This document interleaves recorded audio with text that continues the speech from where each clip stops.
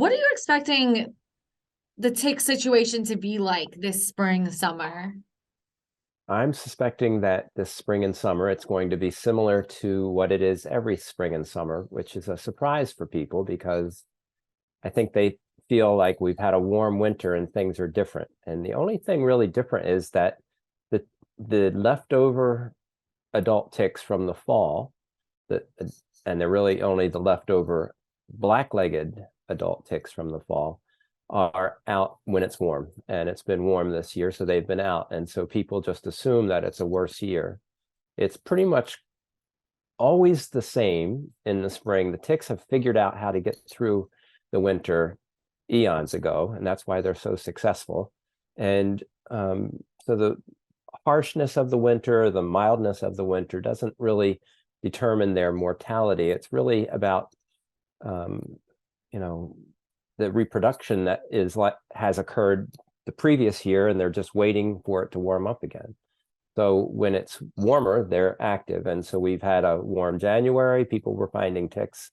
We had a warm February, people were finding ticks. March actually has been a little bit cooler until now. And now is when it's the season of the black-legged ticks adults. They come out in October and November. They kind of get quiet when it gets cool in the winter, and they come back out in the springtime.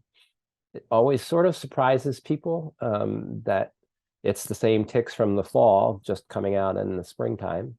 But then in the summer, those adult ticks kind of disappear, and the middle age ticks, so they have a very complex life cycle, but the middle age tick called the nymph comes out in the springtime and the summer, and that's the one that's the most dangerous because it's the size of a poppy seed, and people just don't recognize it as a tick, or they can't see it because it's so small, or a combination of all of those things.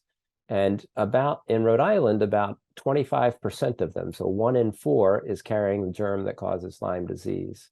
And many of them are infected with other germs as well. So these black-legged ticks are pretty bad in that they carry a lot of different types of germs. Lyme disease is the most common.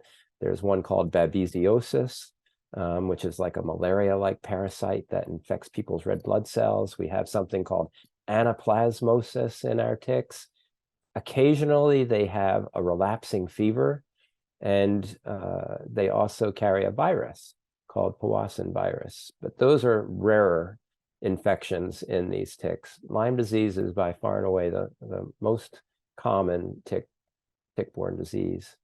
What's But the those one that, nymphs are really the problem. Sorry. it's okay. What's the one that makes you allergic to meat? Okay. So that's a new story for Rhode Islanders for the most part. In the last half a dozen years, we've been seeing an increase in the Lone Star tick. The Lone Star tick also comes in small, medium, and large sizes.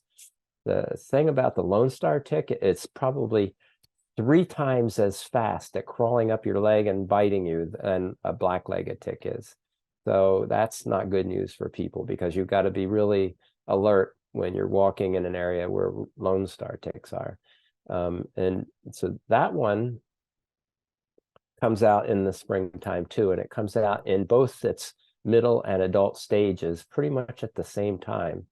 We haven't seen too much of that in Rhode Island just yet, but it's probably only a matter of a few weeks now before those ticks really get cooking. We've been seeing them, they're a little bit more active in the south first, and so we've been getting, over the last few weeks, we have a crowdsourced tick survey called Tick Spotters, and we get ticks from all over the country.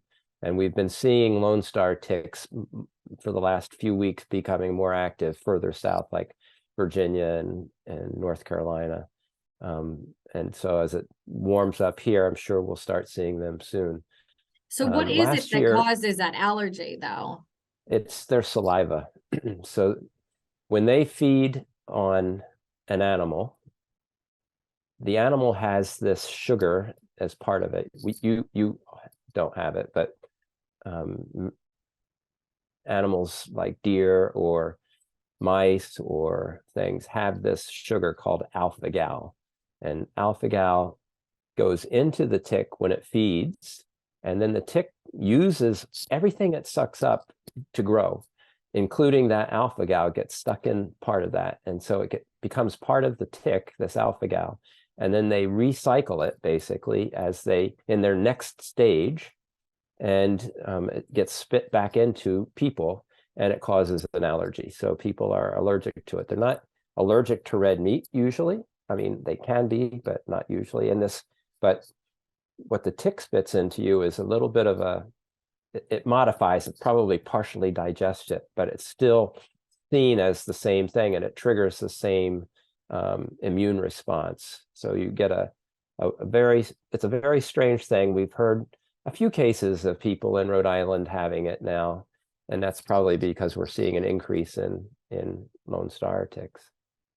It's a little bit like a peanut allergy, though, I think, in that, not everybody in the population is allergic to peanuts, and not everybody in the population is going to develop an allergy because they're bitten by a Lone Star tick. I've been bitten by many Lone Star ticks, and I thoroughly enjoy my steak. So, thank goodness. So going back to, people assuming that this year is going to be worse because it hasn't been that cold, would it even matter if we had X amount of snow days, X amount of sub-zero temperatures? Would that ever make a difference? Not really, I don't think. I think the ticks have figured it out. We had a fun little video I made several years ago of taking ticks and putting them out underneath the snow and then coming back the next day, assuming that they would have died because it was like 0 degrees out. And I put them in my hand, and within 5 seconds they were walking around. So they really have figured out how to do this. I mean, ticks have a couple of different strategies for sort of winterizing themselves, but one of the main strategies is they dump some of the water out of their cells. So basically like taking air out of a tire. So if there's less water to freeze and in their cells, it won't rupture the cell membrane inside of the ticks. And so some organisms will secrete like an antifreeze, but I think ticks tend to just dump some of the water out of their cells so that as the ice crystals form, it doesn't, make and burst the cells. And so all they have to do is, rehydrate a little bit when it gets a little bit warmer, and then they're ready to be just regular again. Any advice for people watching today? I think everyone needs to start thinking about being ready for ticks. So one of our newest campaigns this year is about Be Ready for Ticks, hashtag Be Ready for Ticks. And we have a lot of information about what you could do right now. So I think one thing that people should start thinking about, this is a good time to make arrangements. If you live where ticks do, you could start making arrangements for effective tick control strategies in your yard. You could be stocking up on permethrin repellent to start treating your shoes in another month or so. And, if you're thinking already downstream about summer camp, you could be thinking about getting the clothes that the kids will wear treated with this permethrin. It's the best personal protection. I mean, what happens oftentimes is when it's not really quite relevant, people will be like, well, what should I do? And they'll hear the word repellent and they say, oh, okay, I remember repellent. I'm talking about one specific type of repellent that you apply to clothes that has permethrin in it. That is really the only proven repellent that is effective against ticks. And so we've done lots of studies with it, and it's so important to get the right repellent. And so they sell it at places like REI and Dick's Sporting Goods. Just get some on hand, and then start with treating your shoes in April, May, June, and July. That's something everybody could do once a month, spray all of the shoes down. But think about also having some clothes. In particular, ticks start low and crawl up. So think about your pants or shorts and socks. Those are going to be the first places that people encounter ticks. Now is also a great time to start protecting your pet. So over the winter, you didn't think the ticks were out. You don't treat your pet, but now is a good time to, talk to your veterinarian about treating your pet with an effective product. Is there anything I haven't asked you that you think is important for people to know? So when is tick season? Is this tick season now? It's a little bit early. It's just on the cusp of it, and it depends. It's the first tick we're going to see in the springtime is going to be the adult black-legged ticks because they're left over from the fall. Then we're going to see the Lone Star ticks probably, but since we don't have as many as they do like in Maryland right now, we may not see as many of them, especially the coastal communities and around the bay. That seems to be where most of these ticks have been shown so far, at least reported, but they're going to be spreading. Now they're thoroughly infesting Rhode Island, and they're just going to get worse. I mean, it's almost a tragedy of what has happened on the east end of Long Island with those ticks. People don't even think about worrying about black-legged ticks anymore. The Lone Star ticks have just taken over so thoroughly. It's really a nightmare. But it's like a tick apocalypse. Awful, awful. Just one more thing for us to worry about, right? Well, we don't have to worry about it if we just are ready for ticks. And so, I mean, we're busy trying to train people. Like I mentioned to you, I teach, working with some school nurse teachers tomorrow night.